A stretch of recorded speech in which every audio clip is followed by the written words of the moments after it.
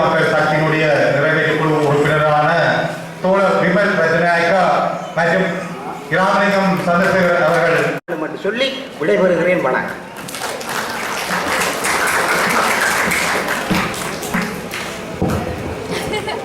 ஒரு மாற்றத்தை நோக்கி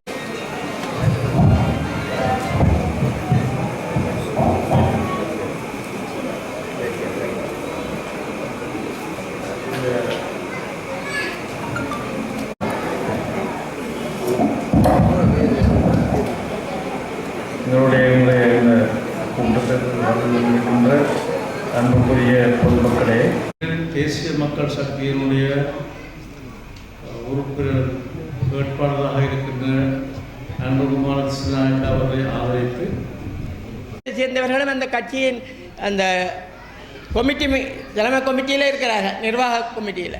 அதனுடைய அப்படியான ஒரு ஆட்சி, ஒரு நேர்மையான ஒரு முன்மாதிரி டெரரிசம் ஆக்டை அவர்கள் ரத்து செய்வதாக சொல்லியிருக்கிறார்கள். தமிழ் அரசியல் கதைகளோ சிங்கள அரசியல் கதைகளோ அவர்கள் எல்லாரும் விடுதலை செய்ய பார்த்தோம். அந்த பார்த்த போதுதான் எங்களுக்கு தேசிய மக்கள் சக்தியின் கொள்கை பிரகடனத்தில் அந்த சிஸ்டம் சேஞ்ச் மிக தெளிவாக எழுதப்பட்டிருந்தது. மற்ற இடங்களில் உங்களுக்கு தெரியும், முறைமை மாற்றம் என்றால் என்ன? அடிப்படையிலிருந்து மாற்ற வேண்டும். முதலாவதாக அரசியலமைப்பு மாற்றப்பட வேண்டும். இரண்டாவதாக சட்டங்கள் மூலம் நிறுத்தப்பட வேண்டும். உங்களுக்கு தெரியும், அண்மை காலங்களில் ஞானசார தேரர் தமிழர்களை பற்றி என்ன பேசினார், முஸ்லிம்களை பற்றி என்ன பேசினார் என்று உங்களுக்கு தெரியும்.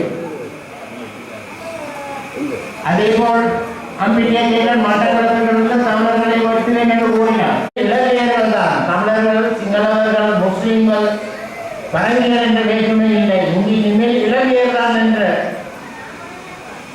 பதத்தை தான் இனிமேல் சேர்ந்து தேசிய மக்கள் சக்திக்கு திசை காட்டிக்கு வாக்களித்து எங்களுடைய நாடை நிச்சயமாக கட்டி எழுப்பி எங்களுடைய நாட்டை வளமாக்கி எங்களுடைய பிள்ளைகள் நாங்களும் எங்களுடைய சந்ததிகளும் எதிர்கால சந்ததிகளும் வாழக்கூடிய ஒரு இடம் என்று கூறிக்கொண்டு ஊழலற்ற ஒரு நல்லதொரு அரசாங்கத்தை அமைக்கிறதுக்கு தாங்கள் அனைவரும் ஒரு ஆதரவு தந்துமாறு கேட்டுக்கொண்டேன். நன்றி. வாக்களிக்க போகின்ற உங்களை பார்த்து மிக அன்பாக உங்களுடைய பொன்னான வாக்குகளை, பெருமதியான வாக்குகளை தேசிய மக்கள் சக்திக்கு, திசை காட்டிக்கு தாருங்கள் என்று கேட்பதற்கே நாங்கள் இன்று இந்த சுன்னாக நகரத்துக்கு வந்திருக்கோம். அவ்வாறு நாங்கள் கேட்கின்ற பொழுது நீங்கள்லாம் யோசிக்கலாம், நாங்கள்லாம் ஏண்டாப்பா எதற்கு தேசிய மக்கள் சக்திக்கு, திசை காட்டிக்கு, அனுரகுமாராவுக்கு வாக்களிக்கணும்னு கேட்கலாம். அப்படி கேட்கின்ற பொழுது உங்களுக்கு எல்லோருக்கும் நன்றாக தெரியும், எதிர்வரும் 21ஆம் தேதி நடைபெற போகின்ற தேர்தல் என்பது இலங்கையில் நடக்கின்ற முதலாவது ஜனாதிபதி தேர்தல் அல்ல, 9வது நிறைவேற்று அதிகாரம் கொண்ட ஜனாதிபதியாக தோழர் எதிர்வரும் 22ஆம் தேதி தோழர் அனுரகுமார திசாநாயக்கா அவர்கள் பதவியேற்க இருக்கின்றார். அப்படியானால் இதற்கு முதல் 8 ஜனாதிபதிகள் இந்த நாட்டை ஆட்சியிருக்கிறார். அந்த 8 ஜனாதிபதிகளும் செய்தவை என்ன?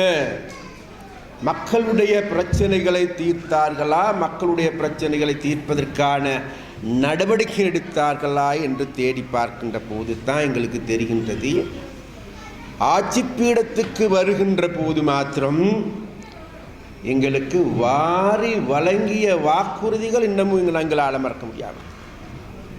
அது சந்திரிகா அம்மையார் எடுத்துக்கொண்டாலும் சரி, அதன் பிறகு வந்த மஹிந்த ராஜபக்சாக்கள் எடுத்துக்கொண்டாலும் சரி, இன்றைக்கு இருக்கின்ற ரணில் விக்ரமசிங்காவா, கோட்டாபய ராஜபக்சாவா, மஹிந்த ராஜபக்சாவா எல்லாருமே எங்களுடைய பிரச்சனையை வைத்து அவர்கள் போடுகின்ற தாளத்துக்கு ஏற்ப ஆட்டிவிக்கலாம் என நினைத்து கடந்த காலத்தில் செயல்பட்டார். அவ்வாறு செயல்பட்டதனுடைய விளைவாகவே இன்றைக்கு நாடு அதாள பாதாளத்தில் விழுந்திருக்கின்றது. இந்த பாதாளத்திலிருந்து மீட்க வேண்டிய தேவை உங்களுக்கும் இருக்கின்றது, எங்களுக்கும் இருக்கின்றது. ஏண்டா நம்ம எல்லாரும் இந்த நாட்டு பிரஜைகள்.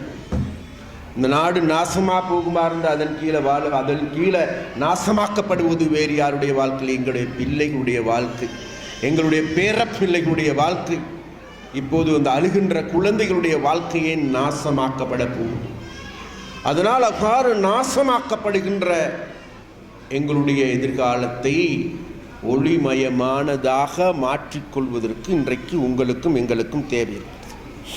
அந்த தேவையின் நிமித்தமாகவே நாங்கள் சுன்னாகத்தில் இந்த கூட்டத்தை நடத்துகிறோம். சுன்னாகத்தில் நடத்துகின்ற பொழுது எங்களுடைய சுன்னாகம் என்பது நாங்கள் மறந்து விட மாட்டோம். எங்களுக்கு மக்கள் விடுதலை முன்னணிக்கு எடுத்துக்கொண்டாலும் சரி, இன்று தேசிய மக்கள் சக்திக்கு எடுத்துக்கொண்டாலும் சரி, முக்கியமான பிரதேசம் இது. ஆரம்பத்தில் சொல்வார்கள், ரோகண விஜய் வீரா வந்து போன இடம் இது, உபதிசம் கமநாயக்கா வந்து போன இடம் இது. அன்றைய தோழர்களை பாதுகாத்த மண் இந்த சுன்னாகம் என்கின்ற மண். அவர்களை அரவணைத்து ஆற தழுவி கொண்ட மண் சுன்னாகம் என்கின்ற மண். எனக்கும் கூட எனக்கு தெரியும். இப்போ நான் அண்மையில் இங்கே வந்தபோது, நான் வந்து 10 வருடம் ஆகுது. 10 வருடமாக மிகவும் நோய்வாய்ப்பட்டு இருந்த போதிலும் கூட பக்கத்தில் இருக்கிற சிங்கமாப்பாணர் தோழர் இருந்தார், இறந்து போயிட்டார். அவருக்கு இந்த இடத்துல உண்மையிலேயே எங்களுடைய அஞ்சலியை செலுத்த வேண்டியிருக்கிறது. ஏனென்றால் 1980ஆம் ஆண்டுகளுக்கு பிறகு சுன்னாகத்தில் நடைபெறுகின்ற முதலாவது பொதுக்கூட்டம். அதனால் இது எங்களுக்கு மிக மிக முக்கியமானது. அதிலும் இன்னும் ஒரு பெருமை இருக்கின்றது. முதலாவது கூட்டத்திற்கு தலைமை தாங்கியவர்கள் எங்களுடைய சுரேஷ் கந்தராஜா அவர்களை எடுத்துக்கொண்டாலும் சரி, எங்களுடைய கணேச பிள்ளை அவர்கள் எடுத்துக்கொண்டாலும் சரி, இப்போது எங்களுக்கு இல்லாது போயிருக்கின்ற நமது சிங்கமாப்பாணர் தோழர் எடுத்துக்கொண்டாலும் சரி, இவர்களெல்லாம் அதனுடைய முன்னோடிகள். இவர்கள்தான் அதனுடைய தலைமை தாங்குகின்ற தோழர்கள். அப்போ எங்களுக்கு பெருமையாக இருக்கின்றது, எனக்கும் கூட பெருமையாக இருக்கின்றது. வேறு எதுவுமல்ல, எங்களுடைய இந்த கூட்டத்திற்கும் இன்றைக்கும் அவர்கள் எங்களுக்காக வழிகாட்டுவது என்பது மிகவும் பெருமையாக இருக்கிறது. ஒரு விடயம். இரண்டாவது விடயம் தான் உங்களுக்கு எல்லாருக்கும் தெரியும். இன்றைக்கு நாடு முழுவதும் நாங்கள் கூட்டங்கள் நடாத்தி கொண்டிருக்கிறோம். அனுரப் தோழர் போகின்ற கூட்டங்களுக்கு எல்லாமே அலை மோதுகின்ற சனம், மக்கள் வெள்ளமென சுனாமியாக அணி திரண்டு வருகின்ற சூழல். அப்போ அந்த சூழல்ல நாங்கள் இன்றைக்கு இந்த கூட்டத்தை ஏற்பாடு செய்கின்ற பொழுது நாங்கள் நினைச்சோம், இதற்கு கூட இல்லை, மிகவும் குறைவான ஆட்கள் தான் வருவாங்கன்ட்டு நாங்கள் பார்த்து கொண்டிருக்கின்ற போது இப்போது எங்களுக்கு தெரிகின்றது வேறு எதுமல்ல,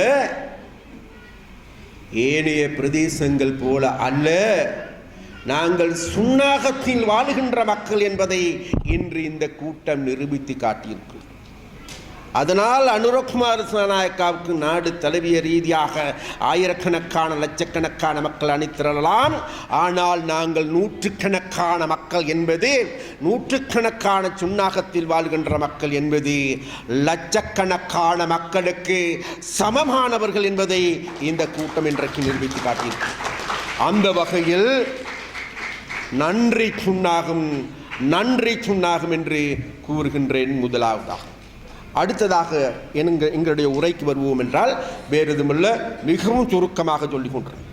ஒரு விடயம் இருக்கின்றது. இந்த பாருங்க, 21ஆம் தேதி தேர்தல் நடைபெறப் போகின்றது. அந்த தேர்தல் நடைபெறுகின்ற பொழுது தேர்தலில் வெற்றி பெறப் போகின்ற நபர் பேர் யாருமல்ல, அனுரகுமார். திசை காட்டி தேசிய மக்கள் சக்தி தான். அதில் எந்த விதமான மாற்றமும் கிடையாது.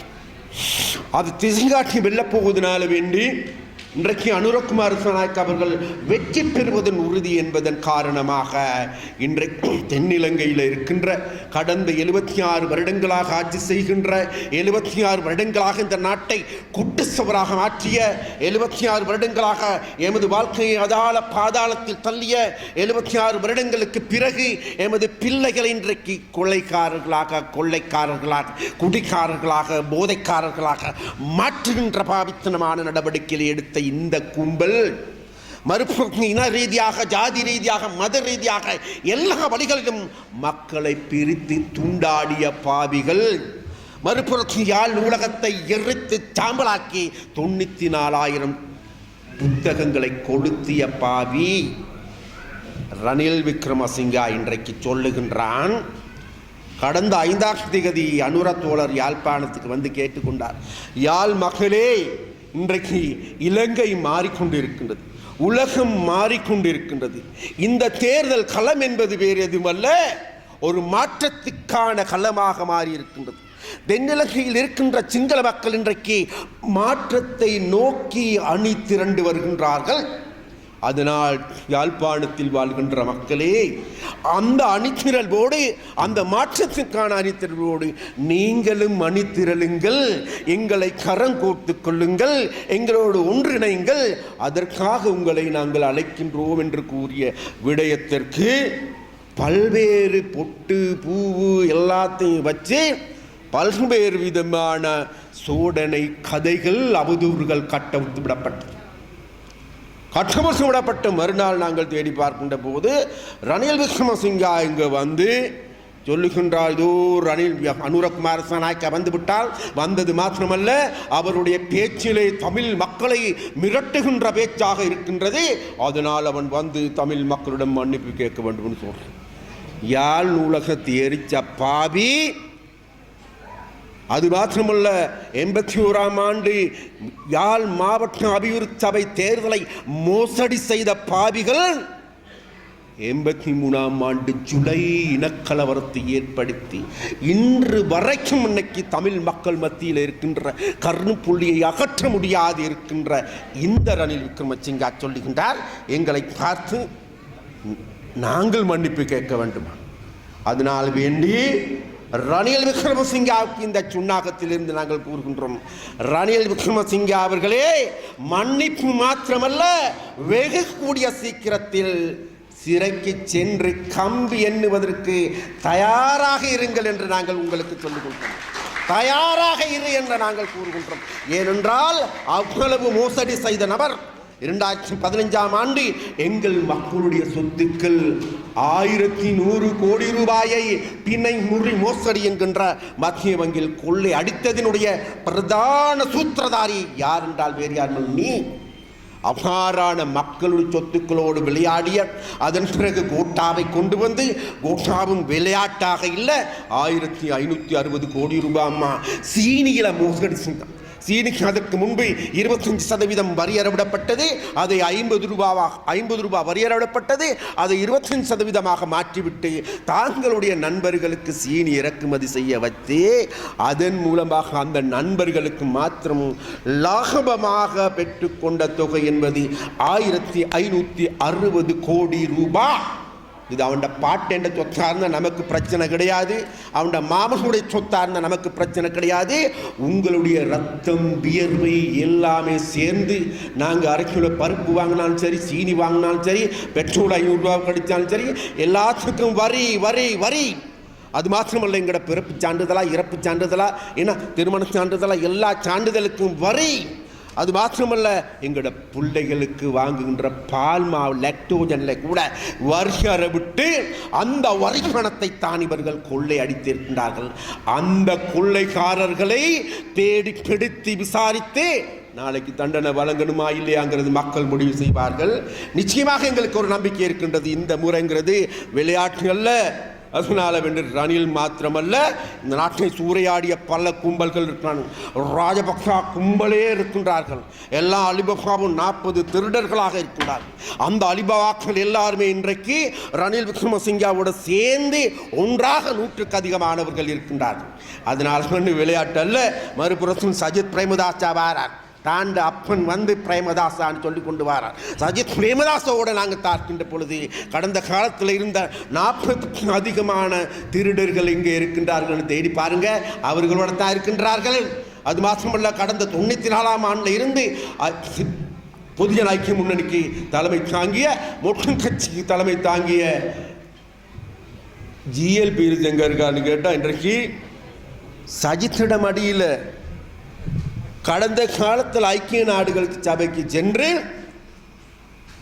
தமிழ் மக்களுக்கு எதிராக வாக்குமூலம் அளித்த நாலக்க கொடேவா இங்க இருக்கின்றார் என்றார் சஜித்திடம் அடியில்.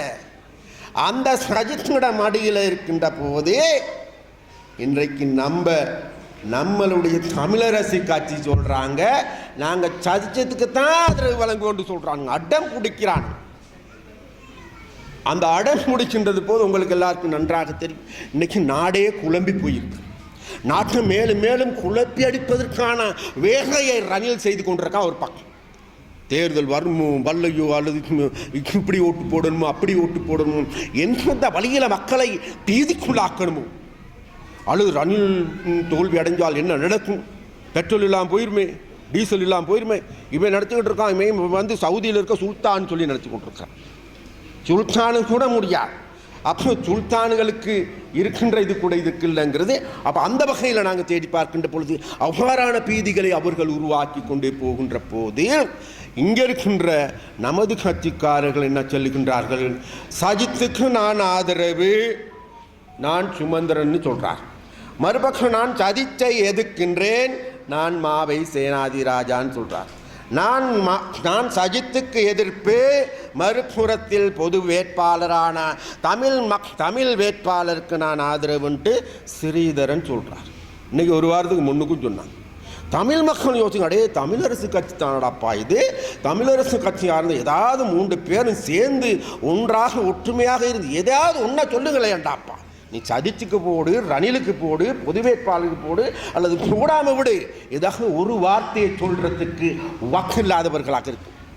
நேற்று கடைசி ஏன்னா ஃபைனல் டிசிஷன் சொல்ல போகின்றார். ஏன்னா ஃபைனல் கட் வர மாதிரி ஃபைனல் டிசிஷனை நாங்கள் அறிவிக்க போகின்றோம் என்று ஆக்கள்லாம் பார்த்து கொண்டிருந்தாங்க. ஏன்னா பழைய தமிழரசு கட்சிக்காரர்கள்லாம் அங்கே இருக்கின்ற முக்கியமான ஆக்கள்லாம் பார்த்து கொண்டிருந்தாங்க. எதாவது புதிய வித்தியாசமான டிசிஷனை மேக் பண்ணி என்ன புதிதாக எதையாவது சொல்லி போடுவார்களோ என்று பார்த்து கொண்டிருக்கின்ற பொழுது மறுபடியும் பழைய குருடி கதவு தோரடையும் சொல்லிக்கொண்டு மறுபடி மாவை சொல்லுகின்றார். இல்லை, இந்த முறையும் நாங்கள் சஜித் பிரேமதாசாவைத்தான் ஆதரிப்போம்னு சொல்றார். இவர் இங்கே சொல்லிக் கொண்டிருக்கின்ற பொழுது அங்கே நம்முடைய ஸ்ரீதரன் அண்ணாச்சி சொல்லுகின்றார், இல்லை, நான் தமிழ் பிரேமதாசா அல்ல, எங்களை தன்மானத்தை பாதுகாப்பதற்காக தமிழன் ஒருவன் இருக்கின்றான், அதனால் தமிழ் பொது வேட்பாளரையே நான் ஆதரிப்பேன் என்று மறுபுறம் தான் பாருங்க. காலையில் பேசணும் மாவை சேனாதிராஜா, மாலைகளை எங்கேயோ போயிட்டு ஒரு கூட்டத்தில் இருந்து கொண்டு சொல்லுகின்றார், இந்தா பாருங்க சஜித்தும் வேணாம் என்ன, அல்லது வேறு யாரும் வேண்டாம், வேற யாரோ வேண்டும் என்று சொல்லுகின்ற நிலைமைக்கு இன்றைக்கு தள்ளுப்பட்டு. அதனால வேண்டி தமிழ் மக்கள் குழம்பி போயிருக்கின்றார்கள். குழம்பி அடிப்பதற்கான செயல்பாட்டை இன்றைக்கு பாரம்பரிய கட்சி என அழைக்கின்ற தமிழரசு கட்சி செய்திருக்கின்றது. அதனால் இந்த தமிழரசு கட்சியிடம் நாங்கள் கேட்டுக்கொள்கின்றது, விளையாண்டது போதும். நீங்க முன்ன விளையாட்டு நீங்க போடுகின்ற தாளத்துக்கு ஏற்ப ஆடின மக்கள் இப்ப கிடையாது. முன்ன எங்க வாக்களிப்பு செய்தாலும் வீடுன்னு தேடிக்கொண்டு போராக்கள் கிடையாது. இன்னைக்கு இருக்கின்ற யுவதிகள், இன்னைக்கு இருக்கின்ற இளைஞர்கள், இன்னைக்கு சமூக வலைத்தளங்களா அல்லது இன்னைக்கு இருக்கின்ற நிலைமைகளை பற்றி இவர்களுக்கு நன்கு தெரியும், புரியும். அதனால வேண்டி தெரிஞ்சு புரிஞ்சு எதிர்வரும் காலங்களில் நல்ல முடிவுகளை எடுப்பதற்குரிய ஆற்றல் மிக்கவர்களாக இன்றைக்கு மக்கள் மாறியிருக்கின்றார்கள். அந்த மக்களிடம் இனியும் விளையாட வேண்டாம் என நாங்கள் உங்களிடம் கேட்டுக்கொள்கின்றோம். நாங்கள் உங்களிடம் கேட்பது மாத்திரமல்ல, உங்களுக்கும் நன்றாக தெரியும், இன்றைக்கு இருக்கின்ற இளைஞர்கள் மத்தியில், இன்றைக்கு இருக்கின்ற புத்திஜீவிகள் மத்தியில், இன்றைக்கு இருக்கின்ற அரசாங்க ஊழியர்கள் மத்தியில் மனதில் இருக்கின்ற ஒரே நபர் AKD அனுரகுமார் திசாநாயக்கா. அதற்கு அனுரகுமார் திசாநாயக்காவுக்கு இன்றைக்கு அவர்களுக்கு நன்றாக தெரியும். அது மாத்திரமல்ல, நடாத்தப்படுகின்ற எல்லா கருத்து கணிப்புகளிலும் நம்பர் ஒன்னாக மாறிக்கொண்டிருப்பவர் வேறு யாருமல்ல, அனுர. அதனால வேண்டி எதிர்வரும் 21ஆம் திகதியும் அனுருடைய வெற்றியை யாராலையும் தட்டி பறிக்க முடியாது. அதனால வேண்டி அனுர அடிக்கடி சொல்லுகின்ற ஒரு வார்த்தை இருக்கின்றது, எனது வெற்றி என்பது வெறுமனே சிங்கள மக்களுடைய வெற்றியாக இருக்கக்கூடாது. அனைத்து மக்களும் சுன்னாகத்தில் வாழுகின்ற, அல்வகையில் வாழ்கின்ற, அளவட்டியில் வாழ்கின்ற, காங்கிரசின் துறையில் வாழ்கின்ற எங்களுடைய பங்களிப்பும் இந்த தேர்தலிலே அனுரவுக்கு இருந்தது. அதனால் அனுர என்பவர் முழு நாட்டினுடைய ஜனாதிபதி, எங்களுடைய ஜனாதிபதி என ஆற தழுவிக்கொள்வதற்கு எதிர்வரும் காலங்களில் எங்களுக்கும் அந்த உரிமைக்கு உறுத்துடையவர்களாக மாற வேண்டும் என நாங்கள் தமிழ் மக்களிடம் கேட்டுக்கொள்கின்றோம். அதற்காக நாங்கள் தமிழ் மக்களுக்கு அழைப்பு விடுக்கின்றோம். 76 வருட பாதைக்கு முற்றுப்புள்ளி வைப்போம். 76 வருடங்களாக இவர்களை எல்லா கட்சிகளையும் பரிசித்து பார்த்திருக்கின்றோம். பிடிச்சி பார்த்தோம், நசுக்கி பார்த்தோம், நுகர்ந்து பார்த்தோம், எதுவுமே கிடையாது எங்களுக்கு. அதனால வேண்டி இனிமேலும் இவர்களை பரிசித்து பார்ப்பதற்கு எதுவும் கிடையாது. மறுபடியும் இந்த நாட்டில் ஒன்று ரணிலோ சஜித்தோ வருவார்களாக இருந்தால் இந்த நாட்டில் எந்த விதமான மாற்றங்களும் நிகழப்போவதில்லை. அதனால் வேண்டி எங்களுக்கு ஒரு மாற்றம் வேண்டும். இந்த பாதையில் இனிமேலும் செல்வதன் மூலமாக எங்களுக்கு விமோசனம் இல்லை என்பது எங்களுக்கு புரிகின்றது. அதனால் வேண்டி நாங்கள் கேட்டுக்கொள்கின்றோம், அப்படியாக இருந்தால் புதிய முடிவினை எடுப்போம். ஒரு தடவை தேசிய மக்கள் சக்திக்கு 5 வருடத்திற்கு கொடுத்து பார்ப்போம். ஒரு தடவை கொடுத்து பாருங்களேன். எங்கள் மீது குற்றம் சொல்லலாம், அது சொல்லலாம், இது சொல்லலாம், என்னென்னமோ சொல்லலாம், பிரச்சனை இல்லை. ஆனால் நாங்கள் கேட்கின்றோம், அது எங்களை விட பாரிய குற்றங்கள் செய்தவர்களையும் கூட நீங்கள் ஏற்றுக்கொண்டிருக்கின்றீர்களே, உங்களை கொலை செய்தவர்களையும் ஏற்றுக்கொண்டிருக்கின்றீர்களே, உங்களை கடத்தியவர்கள் ஏற்றுக்கொண்டிருக்கின்றீர்களே. அவ்வாறு இருக்கின்ற பொழுது நாங்கள் அவ்வாறான பாவித்தனமான வேலைகள் செய்யவில்லையே. அதனால வேண்டி நாங்கள் கேட்டுக்கொள்கின்றோம், நாங்கள் செயல்படுவது இதய சுத்தியுடன், அனுர செயல்படுவது இதய சுத்தியுடன்.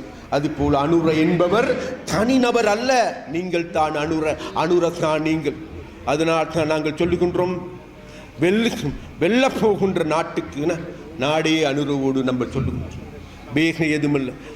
வேண்டி அந்த அனுரவை, உங்களுடைய அனுரவை வெற்றி பெற செய்ய வைக்க வேண்டியது யாழ்ப்பாணத்திலிருந்து கணிசமான வாக்குகள் எங்களுக்கு பெற்றுத்தாருங்கள். அவ்வாறு பெற்றுத் தருவதற்கு உங்கள் அனைவருக்கும் கூடுதலான சக்தியும் வலுவும் மேலும் மேலும் கிடைக்க வேண்டும் என கேட்டுக்கொண்டு எனது இந்த சிறிய உரையை முடித்துக் கொள்கின்றேன். நன்றி, வணக்கம். අපි මේක කතා කරගෙන යමු මුලින්. හරි? මොකද ප්‍රශ්නයක් කතා කරන්න කලින් රැස්වීමක කලබල කරගන්න එක තේරුමක් නැහැ. இதை பேசிக்கொண்டு பேசுவதற்கு முதல்ல ஏதாவது குழப்பங்களை ஏற்படுவது நல்லதில்லை. මුලින්ම ගත්තොත් ඔබතුමාලා මම හිතන්නේ කතා ගොඩකට අහුම්කම් දුන්නා.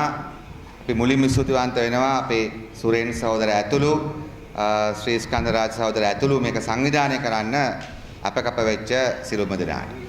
முதலாவதாக இந்த சுரேன் தோழர் அல்லது தனிஷ் தோழர் உள்ளிட்ட அதே போன்று ஸ்ரீஸ்கந்த ராஜா உள்ளிட்ட அனைவரும் இந்த ஏற்பாடுகள் செய்த அதுக்காக கஷ்டப்பட்ட அவர்களுக்கு எங்களுடைய நன்றியை தெரிவிக்கிறோம். එතකොට ඔබතුමලා දන්නවා මේ 22 වෙනිදා ලංකාවේ අලුත් ජනාධිපති කෙනෙක් පත් වෙනවා. உங்கள் எல்லோருக்கும் தெரியும் இந்த 22ஆம் தேதி புதிய ஜனாதிபதி ஒருவர் இலங்கையில் உருவாக்கப்படுவார்.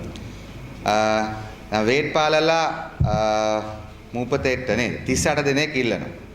வேட்பாளர்கள் 38 பேர் இருக்கிறார். දැන් මේ 38 දෙනාගෙන් කවුද ඉස්සරහින් ඉන්නේ? இந்த 38 பேர்ல யார் முன்னணியில் இருக்கிறது? කීප දෙනෙක් කියන්න පුළුවන්ද? அதாவது சிலரை சொல்லலாம். ඔව් අනුර තෝලර්, තව කවුද? අනුර තෝලර් வேற? සජිත් ප්‍රේමදාස, තව කවුද? வேற யாரு? අම්මා சொல்லுங்க. රනිල් වික්‍රමසිංහ, තව කවුද? නාමල් රාජපක්ෂේම නැද්ද? නාමල් இல்லையா? පවුනේ අපි ආවත් දාගමු නේද? பவுன் அவரே அதில் சேர்த்துக்கொள்ளும் என்ன? අනිත් අය නිකන් විනෝදයට ඡන්ද ඉල්ලන අය. அப்ப மற்றவர்கள் எல்லாரும் அந்த வினோத போட்டியில போடுகின்ற மாதிரி தான் அவர்கள். එක්කෙනෙක් ඡන්ද ඉල්ලන්නේ මේ කැමරා ඉස්සරහා රොටි කන්න. அதில் ஒருத்தர் வந்து ஓட்டு கேட்கறது வந்து அந்த கேமரா முன்னால ரொட்டி சாப்பிடுறது காட்டுறது அதுக்காக தான் கேட்குறோம். ඒ නිසා අපි මේ 4 දෙනා ගැන හොයලා බලමු. அப்ப இந்த 4 பேர் பற்றி மாத்திரம் நம்ம தேடி பார்ப்போம். අනුර තෝල, සජිත් ප්‍රේමදාස, රනිල් වික්‍රමසිංහ, නාමල් රාජපක්ෂ. இந்த 4 பேருடைய பேர் சொன்ன பேர். අපි පත් කරන්න යන්නේ අපි කැමති වුණත් අකමැති වුණත් රටේ ජනාධිපති. அதாவது நாங்கள் விரும்பினால் விரும்பாவிட்டால் நாங்கள் நாளைக்கு உருவாக்க போகிறது நாட்டினுடைய ஜனாதிபதி. එතකොට එයාගේ පවුල, එයාගේ පවුල් පසුබිම ගැන පොඩ්ඩක් දැනගන්න එක වටිනවා. அதனால விட அவருடைய குடும்ப பின்னணியை பற்றி சற்று தெரிந்து கொள்வது நல்லது.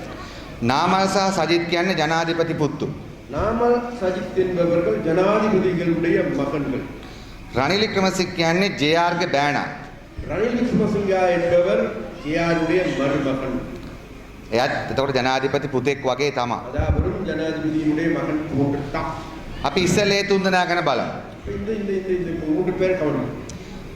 මේකෙන් නාමලුයි සජිතුයි පාසල් ගියේ කොළඹ රොයල් කොලෙජ් එකට. இந்த நாமலும் சஜித்தும் எடுத்துக்கொண்டால் படிக்க சென்றது வந்து கொழும்பு ரோயல் காலேஜ். ශිෂ්‍යත්ව පාසල ආයම නෙමෙයි. அதாவது புலமை பரிசில் பாஸ் ஆகியா இல்ல? ඔබතුමාලගේ දරුවෝ ඒ ශිෂ්‍යත්ව ලිව්වා. அதாவது உங்களோட பிள்ளைகளும் கூட புலமை பரிசில் எழுதினார். රනිල් ඊට පස්සේ නාමල් රාජපක්ෂ ගියේ සෙන්ට් තෝමස් කොලෙජ්. அதன் பிறகு நாமல் ராஜபக்ச எடுத்துக்கொண்டா சென்ட் தோமஸ்க்கு போனார். ඒ ස්කෝල දෙක ගත්තොත් ලංකාවේ වැඩියෙන්ම සම්පත් තියෙන ස්කෝල. அந்த அந்த ரெண்டு ஸ்கூலும் எடுத்துக்கொண்டா உலகத்துல இலங்கையில கூடுதலான வளங்கள் நிறைந்த பாடசாலைகள். එතකොට එහෙනම් මේ තුන්දෙනාම ගත්තොත් එක්කෙනෙක්වත් ගමේ ස්කෝලට ගිහිල්ලා නැහැ. அதாவது இந்த மூன்று பேரை எடுத்துக்கொண்டால் ஒருவர் கூட கிராமிய பாடசாலைகளுக்கு சென்றவர்கள் அல்ல. මේ තුන්දෙනාගෙන් එක්කෙනෙක්වත් ගමේ ස්පිරිතාලෙන් බේත් අරන්නේ නැහැ. இந்த மூன்று பேரில் ஒருவர் கூட கிராமத்தில் இருக்கின்ற வைத்தியசாலையில் மருந்து எடுக்கப்பட்டவர்கள். මේ තුන්දෙනාගෙන් එක්කෙනෙක්වත් කවදාවත් OPD එකේ පොලින් ඉඳලා නැහැ. அதாவது இவர்கள் மூன்றுல ஒருவர் கூட OPDல போலியில் பரிசையில இருந்து மருந்து எடுத்தவர்கள் அல்ல. මේ තුන්දෙනාගෙන් එක්කෙනෙක්වත් පොලිසිය මහතුරු ලයිසන්ස් චෙක් කරනකොට අඩෝ අරු මූ කියලා අහලා නැහැ. அதாவது இவர்கள் மூவரில் ஒருவரை கூட இந்த ஒரு சினிமாக்காரர் வந்து ஐடென்டி செக் பண்ணுற டே அவனை இவனை இவங்களை பேசுறது கிடையாது. කොටින්ම කියනවා මේ තුන්දෙනාගෙන් එක්කෙනෙක්වත් කවදාවත් කිසිම දෙයකට කොන් වෙලා නැහැ. அதாவது இவர்கள் மூவரில் இந்த மூன்று நபர்கள் எடுத்துக்கொண்டா இவர்கள் எந்த பிரச்சனைகளுக்கும் அதாவது தரக்குறைவாக கவனிக்கப்படாது. එහෙනම් මේගොල්ලන් මේ චුන්නාකම්වල මේ ප්‍රදේශින් ඔබතුමාලගේ ජීවිත ගැන මොනවද දන්නේ? அதனால விட்டு இந்த பிரதேசத்தில் வாழ்கின்ற சுண்ணாகத்தில் வாழ்கின்ற உங்களுடைய துன்ப துயரங்கள் வாழ்க்கையை பற்றி அவர்களுக்கு என்ன தெரியும்? මොනවද දන්නවද? ஏதாவது தெரியுமா? අඩු ගානේ කවදා හරි බස් එකක ගිහිල්ලා තියෙනවද මේක? இன்னைக்காவது பஸ்ல பிரயாணம் செய்திருப்பார்கள். නිසා ඔබතුමාලගේ වීවා ගාව ගැනවත් ඔබතුමාලගේ එළවලුව ගාව ගැනවත් ඔබතුමාලගේ ඇත්ත ප්‍රශ්න ගැන මොනවද දන්නේ නැහැ. அதாவது உங்களுடைய விவசாய பிரச்சனை எடுத்துக்கொண்டாலும் சரி மரக்கறி பிரச்சனை எடுத்துக்கொண்டாலும் சரி உங்களுடைய உண்மையான பிரச்சனை எதுவும் அவர்களுக்கு தெரியாது. කවුද අනුර කුමාර දිසානායක? அன்றகுமார் திசாநாயக்க என்பவர் யார்? අනුර සහෝදරයා කියන්නේ මැනුම් කම්කරුවෙක්ගේ පුතෙක් ඊටාම දුප්පත්. அதாவது அனுரகுமார் என்பவர் அதாவது சாதாரண ஒரு தொழிலாளியுடைய மகன். එයා ඉස්කෝලේ ගියේ ගමේ ඉස්කෝලේ. அதாவது ஒரு கிராமிய பாடசாலைக்கு சென்றார். එයාගේ ගෙදරට ලයිට් තිබුණේ නැහැ. அவர வீட்டுல லைட் இருக்கல கரண்ட் இருக்கல. එයා පාඩම් කරේ යාළුවන්ගේ සහ හොඳ ආසිරියර්ලගේ ගෙදරවල. அதுக்காக அவர் கற்றுக்கொண்டது பாடம் படித்தது வந்து நண்பர்களும் அதே நேரத்தில் ஆசிரியர்களுடைய வீடு. එහෙම කට්ට කාලා ඉස්කෝලේ ගිහිල්ලා කැම්පස් ගියපු කෙනෙක්. அவ்வாறு கஷ்டப்பட்டு தான் அவர் பல்கலைக்கழகம் சென்றார். නාමල්ට ඉන්නවා සහෝදරයෝ දෙන්නෙක්. நாமல் சென்றார் ரெண்டு சகோதரர்கள் இருக்கிறார். ඒගොල්ලෝ මොනවද කරන්නේ? அவர்கள் என்ன செய்தார்? එක්කෙනෙක් රොකට් යවනවා. ஒருத்தர் ராபர்ட் அனுப்பு. එයාගේ ප්‍රශ්නේ ඒවා. அவரோட பிரச்சனை அது. අනිත් එක්කෙනා මට මතකයි මීට අවුරුදු 3කට විතර කලින් එයාගේ පූස නැති වුණා කියලා කොළඹ පෝස්ටරයක් අලවලා තිබ්බා. மற்றவண்ட பிரச்சனை தான் அவருடைய பூனை காணாமல் போய்விட்டது கூறி பூனையை காணவில்லை என்ன கொழும்பு நகரம் முழுவதும் போஸ்டர். එයා අපේ ගෙවල් වල ඉන්න වගේ නිකම් පූසෙක් නෙමෙයි. அது வந்து நம்ம வீட்டில் இருக்க மாதிரி சின்ன பூனை இல்லை, சாதாரண பூனை அல்ல. එයා තුර්කි පූනයි. තුර්කි පූසෙක්. அது துருக்கியிலிருந்து கொண்டு வந்த பூனை. ලක්ෂ 4මාර ඒ කාලේ වටිනකම්. அந்த நேரத்தில் அதனுடைய பெறுமதி வந்து 4.5 லட்சம் ரூபாய். සජිත් ප්‍රේමදාසගේ අක්කා මොනවද කරන්නේ? சஜித் பிரேமதாஸோட அக்கா என்ன செய்யறான்? එයා දැන් යන්නේ හෙලිකොප්ටර් එක. இப்ப போகுது ஒரு ஹெலிகாப்டர்ல தான் போறான். අන්ද්‍රතෝල්ගේ අක්කා මොනවද කරන්නේ? அண்டர்சோனோட அக்கா என்ன செய்யறான்? මෙතන මේ ඉන්න අම්මලා වගේ இங்க இருக்கின்ற அம்மாக்கள் போன்று එයාලට තියෙනවා අක්කර 2මාරක කුඹුරක්. இப்போது இருக்கின்ற 2.5 ஏக்கர் காணியில வயலோடு இருக்கின்றது. අදත් ඒ කුඹුර කරලා அது இன்றைக்கு அந்த வயல்ல வேலை செய்து එකෙන් වී බෑග් එකක් මල්ලියට යවනවා. அதுல இருக்கின்ற இதுகளை எடுத்துக்கொண்டு தான் இன்னைக்கு தம்பியான அனுர்குமாருக்கும் அனுப்புகிறார். එහෙනම් ලංකා ඉතිහාසයේ පළවෙනි වතාව அதனால இந்த இலங்கை வரலாற்றுல முதல் தடவையாக අපේ පන්තියේ කෙනෙක් நமது வர்க்கத்தை சார்ந்த ஒருவர், දුප්පත්කම පොත්වලින් නෙමෙයි ජීවිතෙන් දන්න කෙනෙක් அதாவது வறுமை என்பது புத்தகத்தில் வாழ்க்கையில நேரடியாக அனுபவம். ලංකාවේ පළවෙනි වතාවට ජනාධිපති වෙන්න යනවා. முதல் தடவையாக ஜனாதிபதியாக போகிறார். ඒ නිසා අපි ඔබතුමාලගෙන් අහනවා අපේ සිංහලකම් දෙමළකම් මුස්ලිම්කම් වලට වඩා ලංකාවේ සාමාන්‍ය මිනිස්සුන්ගේ කෙනෙක් ජනාධිපති වෙන්න යනවා. ඒක යාපනයේ චුන්නාකම් වලට වැදගත් නැද්ද කියලා. அதனால வேண்டிய உங்கள்கிட்ட நாங்கள் கேட்கின்றோம், இன்றைக்கு தமிழ் என்று சிங்கள என்று முஸ்லிம் என்றல்ல, சாதாரண மக்களுடைய துன்பங்களை புரிந்து கொண்ட தெரிந்து கொண்ட நபர் ஒருவர் ஜனாதிபதியாக இருந்தார். அந்த ஜனாதிபதி வந்து சுண்ணாகத்தில் வாழ்கிற உங்களிடம் நாங்கள் கேட்கிறோம், நமக்கு வேண்டுமா வேண்டாமா, நமக்கு பெருமையா இல்லையா என்று நாங்கள் සිංහල කියමනක් තියෙනවා. சிங்களத்தில் ஒரு சொல்றது මේක අහලා තියෙනවද දන්නේ නැහැ. இது கேட்டிருக்கீங்களா தெரியாது. මඩ හොදගත්තම ගොවියා රජකමට සුදුසුයි කියලා. அதாவது வயல்ல வதியை கழுவி கொண்ட ஒரு விவசாயி அவன் அரசாள்வதற்கும் தகுதியானவன் என்று சொல்றான். அது வேற விதமா சொல்லலாம் நினைக்கிறேன். சரி சரி சரி சேரை கழுவி கொண்டவன் அவன் அரசாள்வதற்கும் தகுதியானவன். එනිසා සිංහල ගොවියෝ හිතන් ඉන්නවා කවදා හරි රජ වෙයි කියලා ඒගොල්ලෝ. அதனால வேண்டிய சிங்கள விவசாயிகள் எடுத்துக்கொண்டு என்னைக்காவது ஒரு நாளைக்கு அவங்க அரசாளலாம். හැබැයි ලංකාවේ අවුරුදු 2000ක 3000ක ඉතිහාසෙට அதனால இலங்கைக்கு எடுத்துக்கொண்ட 2500-3000 வருடங்கள் வரலாறு කවදාවත් පුංචි මිනිහෙක් රජ කරලා නැහැ. என்றைக்குமே ஒரு சிறிய மனிதன் தலைவனாக அரசனாக இல்லை. සාමාන්‍ය මිනිහෙක් රජකම දීලා නැහැ.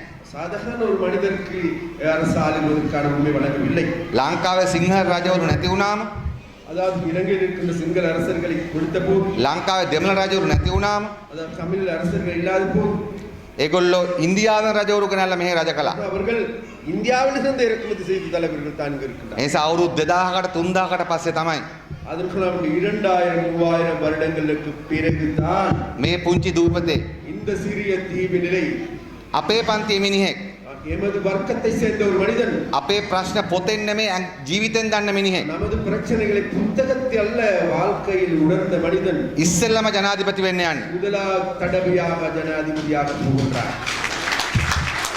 ඒ නිසා අපි සහෝදර සහෝදරයන් ඉල්ලා සිටිනවා அதனால் தோழர் தோழிகளிடம் நாங்கள் கேட்டுக் கொள்கின்றோம். මේ සැරේ 30 කාටකට ඡන්ද දෙන්න. அதனால் திசை காட்டிக்கு வாக்களிங்கள் என்று நாங்கள். අනුර තෝල කියන්නේ තනි මිනිහෙක් විතරකුත් නෙමෙයි. தோழர் என்பது ஒரு தனி நபர் அல்ல. එයා කියන්නේ වැඩසටහනක්. அது அவர் என்பது ஒரு வேலை திட்டம். ඒ නිසා ඒ වෙනස තේරුම් ගන්න. அதனால அந்த மாற்றத்தை விளங்கிக் கொள்ளுங்கள். ඒ විතරක් නෙමෙයි මම කිව්වා නාමල් සහ සජිත් දෙන්නම ඉස්කෝලේ ගියේ ලංකාවේ සම්පත් වැඩිම ඉස්කෝලවලට. அதுக்காக வேண்டி நாமல் எடுத்துக்கொண்டாலும் சரி, சஜித் எடுத்துக்கொண்டாலும் அவர்கள் இலங்கையில் கூடுதலான வளங்கள் மிகுந்த பாடசாலைகளுக்கு சென்றார்கள். මේ චුන්නාකම්වල මේ පැත්තේ තියෙන ඉස්කෝලවල දරුවෝ මුණ දෙන කිසි ප්‍රශ්නයක් නැති ඉස්කෝලේ. அதனால இங்கே இருக்கின்ற சுண்ணாகத்தில் இருக்கின்ற பிள்ளைகள் படுகின்ற துன்பங்களை போன்று எந்த விதமான துன்பங்களையும் இல்லாத ஒரு பாடசாலைகளுக்கு அவர்கள் சென்றார்கள். හැබැයි දෙන්න ඉගෙන ගත්තද? ஆனா படிச்சானுங்களா? එච්චර සම්පත් තියෙන ඉස්කෝලකට ශිෂ්‍යත්වෙත් පාස් වෙන්න නැතුව ගිහලා ඉගෙන ගත්තද? அதாவது அவ்வளவு வளங்கள் நிறைந்த பாடசாலைக்கு புலமை பரிசில் பாஸ் ஆகாமல் சென்ற அந்த பாடசாலையில சென்றாவது படித்தார்களா? ඉගෙන ගත්තෙත් නැහැ. படிக்கவும் இல்லை. එක්කෙනෙක්ගේ ඕලෙවල් ප්‍රතිඵල මම දන්නවා. ஒருத்தருடைய ஓலவர் பரீட்சை முடிவுகள் எனக்கு நன்றாக தெரியும். මම නම කියන්න එයාගේ දරුවන්ට හොඳ නැති නිසා. அதனால் அவருடைய வேறு சொல்ல விரும்பலை என்பதற்காக பிள்ளைகளுக்கு நல்ல விடற்காக ඒ ඕලෙවල් ප්‍රතිඵල අනුව ලයිට් නැති ගමකට ලයිට් දෙන්න තරම් කණු තියෙනවා ඒ ප්‍රතිඵලේ. ඒ ඕලෙවල් ප්‍රතිඵල අනුව සලුම් ලයිට් නැති ගමකට ලයිට් දෙන්න තරම් කණු තියෙනවා. ලයිට් කණු තියෙනවා. මොනවාද ගමකට ලයිට් එයාගේ ඕලෙවල්. அதனால வேண்டி இன்றைக்கு உங்களுக்கு எல்லாருக்கும் தெரியும் அந்த அந்த ஓலவர் இறுதி முடிவானது உண்மையிலே இன்றைக்கு அந்த அந்த முடிவு என்பது உண்மையிலே உங்களுக்கு தெரியும். இன்றைக்கு கிராமங்களில் இருக்கின்ற லைட் தூண்கள் அதை விட அதிகமாக இருக்கும். ඉතින් ඒ නිසා ආදරණීය සහෝදරයා සහෝදරි අපි මොකද්ද මේ ජනාධිපතිවරණෙන් කරන්න යන්නේ කියන ගැන කතා කරමු. அதனால வேண்டி அன்பார்ந்த தோழர்களே நாங்கள் இந்த ஜனாதிபதி தேர்தல் என்ன செய்ய வேண்டும் என்பதை பற்றி பேசுவோம். මම කිව්වා 4 දෙනෙක් ගැන. நான் 4 பேர் பத்தி சொன்னேன். දැන් අපි දේශීය මක්කල් ශක්ති විදියට රට හදන්නේ කොහොමද? රටේ ප්‍රශ්න විසඳන්නේ කොහොමද කියලා කතා කරනවා. அதுக்காக தேசிய மக்கள் சக்தி என்ற வகையில் நாட்டை கட்டியெழுப்பது எப்படி என்பது பற்றி நாங்கள் பேசுவோம். අපි ඒකට වැඩපිළිවෙලක් ඉදිරිපත් කළා තිබෙනවා. நாங்கள் எங்களுடைய வேலை திட்டத்தை முன்வைத்திருக்கிறோம். ඔබතුමාලා ඉස්සරහා ප්‍රශ්න දෙකක් තිබෙනවා ලොකුවට. உங்களுக்கு முன்னால் இரண்டு பிரச்சனைகள் இருக்கிறது பெரிய பிரச்சனை. එකක් තමයි වඩක්ක කිලක නැත්නම් උතුරු පළාතේ ජනතාව ඓතිහාසිකව අවුරුදු 100 ගණන් තිස්සේ මුහුණ දෙලා තියෙන ප්‍රශ්නේ. அதுதான் வடக்கு கிழக்கில் வாழ்கின்ற மக்கள் வரலாற்று ரீதியாக ஆயிரக்கணக்கான ஆண்டுகளாக முகம் கொடுக்கின்ற பிரச்சனை. ඒක දේශපාලන අයිතිවාසිකම් පිළිබඳ ප්‍රශ්නය. அது அரசியல் உரிமைகளுக்கான பிரச்சனை. බලයට හවුල් වීම පිළිබඳ ප්‍රශ්නය. அது அந்த பிரச்சனை மிக முக்கியமான பிரச்சனை. ඒ වගේම அதை போன்று ලංකාව අනිත් මිනිස්සු වගේම ஏனைய மக்களை போன்றே රටේ තියෙන ආර්ථික අධ්‍යාපන සෞඛ්‍ය ප්‍රශ්න වලට ඔබතුමාලා මුහුණ දෙලා තියෙනවා. அதாவது ஏனைய பிரதேசங்களை போன்ற பொருளாதார அரசியல் ஏனைய சுகாதார போன்ற பிரச்சனைகளுக்கு நீங்கள் முகம் கொடுத்து கொண்டிருக்கிறீர்கள். අමතර වශයෙන් ගත්තොත් යුද්ධයේ බලපෑමටත් ඔබතුමාලා හුඟක් අය විවිධ විදිහට ලක් කළා තියෙනවා. அதாவது அதுக்கு மேலதிகமாக சொல்லுகின்ற பொழுது யுத்தத்தின் காரணமாக அதன் கீழே நாங்கள் கூடுதலான பிரச்சனைகளுக்கு மேலதிகமான பிரச்சனைகளுக்கு நீங்கள் වන්නේ තරම්ම තුවාල වලින් ලේ ගලන්නේ නැති වුණත් அந்த வன்னியை போன்று நாங்கள் அவர்கள் நாங்கள் காயப்படாவிட்டால் ඔබතුමාලා හැම කෙනාම යුද්ධයේ පීඩණයෙන් බැටකාපු අය. நீங்கள் எல்லோரும் மீது யுத்தத்தின் கொடூரத்தை அனுபவித்தவர்கள். එහෙනම් අපි මොකද්ද අනුරතෝලර් ජයග්‍රහණය කරාට පස්සේ මොකක්ද අපි මේ ඔබතුමාලාගේ දිගු කාලීන ප්‍රශ්නයට දෙන අපි යෝජනා කළ දෙන විසඳුම් මොනවද? அதனால வேண்டிய தோழர் வென்றதன் பிறகு நீண்ட காலமாக உங்களுடைய பிரச்சனைகளுக்கான தீர்வு என்ன? මොකද අපි දේශීය මක්කල් ශක්තිය විදිහට ඉන්න ප්‍රතිපත්තිය තමයි ඡන්ද බිඳුවට වැටුණත් අපි ජාතිවාදය, ආගම්වාදය, කුලවාදය පාවිච්චි කරන්නේ නැහැ කියන්නේ. அதனால தேசிய மக்கள் சக்தியால் நாங்கள் அரசியலில் பூஜ்ஜியத்துக்கு விழுந்தாலும் கூட நாங்கள் இனவாதம் மதவாதத்தை ஒருபோதும் பின்பற்றுவது இல்லை என முடிவு செய்திருக்கிறோம். ඒ වගේම අපි ඡන්ද බිඳුවට වැටුණත් රට පාලනයට හවුල් වෙච්ච කිසිම දූෂිතයෙක්, වංචනිකයෙක් අපි අපේ ව්‍යාපාරට ගන්න නැහැ කියන්නේ. அதேபோல் நாடு பூஜ்ஜியத்தில் விழுந்தாலும் கூட நாட்டை கொள்ளையடித்த மோசடி செய்து எந்த ஒரு அரசியல்வாதியும் எங்களோடு இணைத்துக் கொள்ளப் போவதில்லை. අපි ඒක ප්‍රායෝගිකව භාවිතාවෙන් ඔප්පු කරලා තියෙනවා. அது நடைமுறை ரீதியாக நாங்கள் செய்து காட்டியிருக்கின்றோம். ඔබතුමා ළඟදී මින්නල් ප්‍රෝග්‍රෑම් එකක් බැලුවා වේලුකුමාර මන්ත්‍රීතුමාගේ දිගම්බර මන්ත්‍රීතුමා. அண்மையில் உங்களுக்கு எல்லாருக்கும் தெரியும் மின்னல் என்ற நிகழ்ச்சியை பார்த்துட்டு அந்த மின்னல் நிகழ்ச்சியில் வேலுக்குமாரும் அதே நேரத்தில் திகாம்பரம் கலந்து கொண்டார். දැන් දිගම්බරම් කියනවා වේලුකුමාරට බාර් කුමාර් කියලා. திகாம்பரம் சொல்றார் வேலுக்குமார் பாரகுமார் சொல்றார். වේලුකුමාර් දුප්පත් මලයක තමිල් ජනතාවගේ ඡන්දෙන් පාර්ලිමේන්තුවට ගියපු සජිත්ගේ මන්ත්‍රී කෙනෙක්. அதாவது வேலுக்குமார் என்பது தோட்ட தொழிலாளருடைய வாக்குகள் மூலமாக அவர் ஒரு ஏழை, அவர் அதன் மூலமாக பாராளுமன்றத்துக்கு சென்ற சஜித்துடைய எம்பி ஒருவர். ඔබතුමාලා දන්නවා මලයක මක්කල් කියන්නේ ඔබතුමාටත් වඩා දුප්පත් අසරණ මිනිස්සු. அதாவது மலைய மக்கள் என்பது உங்களை விட வறுமையானது, அது உங்களுக்கு நன்றாக தெரியும். හැබැයි වේලුකුමාර් කොහොමද බාර් කුමාර් උනේ? அதற்கு அப்படியாப்பட்ட இடத்துல வேலுக்குமார் எப்படி பாரகுமாராக மாறினார்? රනිල් වික්‍රමසිංහ බාර් පර්මිට් එකක් දුන්නා වේලුකුමාරට. ඒ බාර් පර්මිට් එක අරගෙන වේලුකුමාර් රනිල් ළඟට පැන්නා.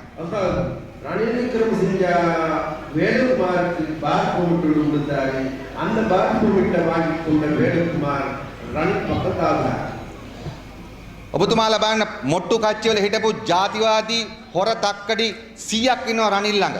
அதாவது மொட்டு கட்சியில இருக்கின்ற இனவாத காவாலித்தனமான அரசியல்வாதிகள் 100க்கு அதிகமானவர்கள் இன்றைக்கு ரணிலுடன் இருக்கின்றார். මම ළඟ උදාහරණයක් කියන්නම්. இது ஒரு உதாரணத்துக்கு ඔබතුමාලා දන්නවා ඊස්ට් ඇටැක් එකෙන් පස්සේ මිනුවන්ගොඩ ප්‍රදේශයේ මුස්ලිම් ජනතාවගේ කඩගිනි තිබ්බා. அதாவது ஈஸ்ட் அட்டாக் பிறகு உங்களுக்கு எல்லாருக்கும் தெரியும் மினுவங்கோட பிரதேசத்துல முஸ்லிம் மக்களுடைய வீடுகளில் அல்லது கடைகளில் මිනුවන්ගොඩ ප්‍රදේශයේ මොට්ටු කච්චි සංවිධායකයා තමයි ප්‍රසන්න රණතුංග. அந்த பிரதேசத்தினுடைய அமைப்பாளர் தான் பிரசன்ன ரணதுங்கா. ඒ ජාතිවාදී වැඩේට විවිධ විදිහට උදව් කරපු එයා තමයි අද රනිල් වික්‍රමසිංහගේ ප්‍රධාන සපෝටර්. அந்த அந்த அந்த இனவாத கலவரத்துக்கு பல்வேறு விதமான உதவி செய்தவர் தான் இன்றைக்கு ரணில் விக்ரமசிங்கவுடைய பிரதான வேட்பாளராக இருக்கிறார். ඒ වගේම කොරෝනා කාලේ ඔබතුමාට මතකයි විශේෂයෙන්ම මැදපෙරදිග හිටපු ලංකාවේ මිනිස්සු වැඩ කරපු කට්ටිය ගෙවල් වලින් එළියට දැම්මා. அதாவது உங்களுக்கு எல்லோருக்கும் தெரியும் கொரோனா காலத்துல மத்திய கிழக்கு நாடுகளில் வாழ்ந்து கொண்டிருந்த மக்கள் அந்த வீடுகளிலிருந்து வெளியே தள்ளப்பட்டார். ඒ අම්මලාට නංගිලාට ගෙවල් යන්න තැනක් තිබුණේ නැහැ. அங்க இருக்கின்ற தாய்மார்களுக்கு சகோதரிகளுக்கு செல்வதற்கு வீடு ஒன்று இல்லாது இருந்தார். කුවේට් ආණ්ඩුවෙන් ඒ ආණ්ඩුව වේදමින් ඒගොල්ලන් ලංකාවට වන්න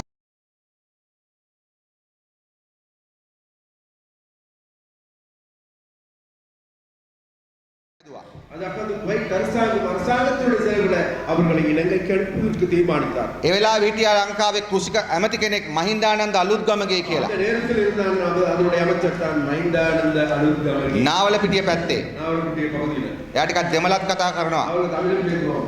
එයා මොකද්ද කිව්වේ? அவர் என்ன சொன்னார்? එයා කිව්වා අපිට කොරෝනා බෝම්බ මෙහෙට එවන්න එපා කියලා. அதனால எங்களுக்கு கொரோனா குண்டுகளை இங்கே அனுப்ப வேண்டாம் என்று சொன்னார். ඒ එළියට දාපු අම්මලා අතර දෙමළ සිංහල මුස්ලිම් ඔක්කොම හිටියා. அந்த அந்த அராபிய நாடுகளிலிருந்து வெளியே தள்ளப்பட்ட அம்மாமார்கள் மத்தியில தமிழ் சிங்கள முஸ்லிம் எல்லா அம்மாமார்கள். ඒ වගේ හුරුරලක් තමයි අද රනිල් වික්‍රමසිංහ ළඟ. அப்ப அந்த அந்த அந்த கும்பல் தான் இன்றைக்கு ரணில் விக்ரமசிங்க ஆக்களை பாதுகாக்கிறார். තව මොට්ටු කච්චලේ හිටපු හොරු 50ක් විතර ඉන්නවා. அப்ப அந்த සජිත් ළඟ. மேலும் 50 அதிகமான கல்வர்கள் இன்றைக்கு இருக்கிறார். ඒ වගේම අන්ත දූෂිතයෝ ඉන්නවා. අන්ත ජාතිවාදීන් ඉන්නවා. அதே அதுல படு மோசக்காரர்கள் இருக்கின்றார்கள். அதே போன்று கடுமையான இடவாதிகள் இருக்கிறார்கள். ඔබතුමා දන්නවා චම්පික රණවක මේ රටේ දන්න කාලේ නම්ම ජාතිවාදී. அதாவது உங்கள் தம்பிக்க ரணவக்காரர்கள் நம்ம இருக்கிறவங்க அந்த காலத்திலிருந்து பட்ட இடவாதி. අද සජිත් ප්‍රේමදාසක ප්‍රධානම ගෝලේ. அது இன்னைக்கு சஜித் பிரேமதாசன் பிரதான குடியாக இருக்கிறார். තව ආනන්ද සාගර කියලා හාමුදුරුවෝ කෙනෙක් ඉන්නවා. அதே போன்று இன்னொரு தேரர் ஒருத்தர் இருக்கிறார். එයා තමයි මුස්ලිම් මිනිස්සුන්ට විරුද්ධව කරන්න තියෙන හැම ජාතිවාදී දේවල්ම කළේ. அவர் தான் முஸ்லிம் மக்களுக்கு எதிராக செய்ய வேண்டிய அனைத்து இனவாத செயற்பாடுகளையும் එයා දින්නවා සජිත් ප්‍රේමදාස එක්ක. அவரும் இன்றைக்கு சஜித் பிரேமதாசோடு இருக்கிறார். එහෙනම් ඒ වේදිකා දෙකේම ඒ පක්ෂ දෙකේම அதற்கு இந்த ரெண்டு கட்சிகள் மேடைகள்லையும் හොරු ඉන්නවා, දූෂිතයෝ ඉන්නවා, ජාතිවාදීන් ඉන්නවා. அதாவது கல்லர்கள் இருக்கின்றார்கள், மோசடிக்காரர்கள் இருக்கின்றார்கள், இனவாதிகள் இருக்கின்றார்கள். අපි දේශීය මක්කල් ශක්තිවට කිසිම එක හොරෙක්වත්, එක දූෂිතයෙක්වත්, එක ජාතිවාදියෙක්වත් ඡන්ද බලාගෙන එකතු කරගෙන නැහැ. அதனால் தேசிய மக்கள் சக்தியான நாங்கள் ஒரு கல்வனையோ ஒரு மோசடிக்காரனையோ ஒரு இனவாதியோ தேர்தலை அல்லது வாக்குகளை இலக்காக கொண்டு இந்த மேடையில் இணைத்துக் கொள்ளவில்லை. ඡන්දට කලින් ගත්තේ නැත්නම්